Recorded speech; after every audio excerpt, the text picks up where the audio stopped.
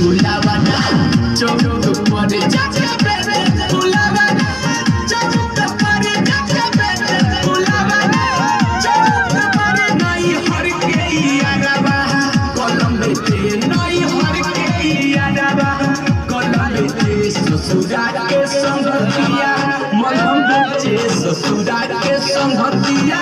मलहम बेटे हमर अपना है भाई औट पर जाके बेटे फुलावाना चौक पर जाके बेटे फुलावाना चौक पर डीजे विकास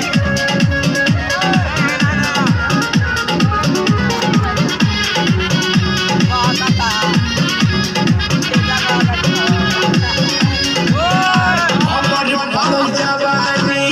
खतरा में देश न मिले भतरा में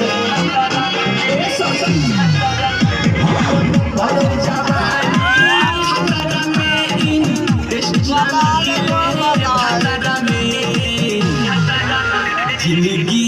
हमारा बर्बाद होता जिंदगी हमारे बर्बाद होता ऐसे रहब नहीं मुँह बौक पर जाके बेटे फुलावाना चौक पर जाके बेटे फुलावाना चौक पर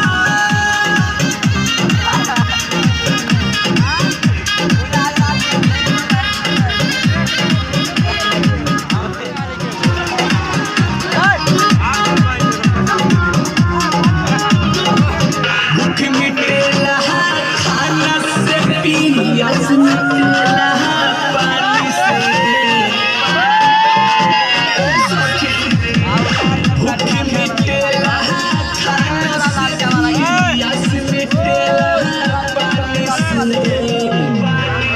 मेहरी कैसे घर में रही मेहरी कैसे घर में रही हसन पड़े ना मौग पर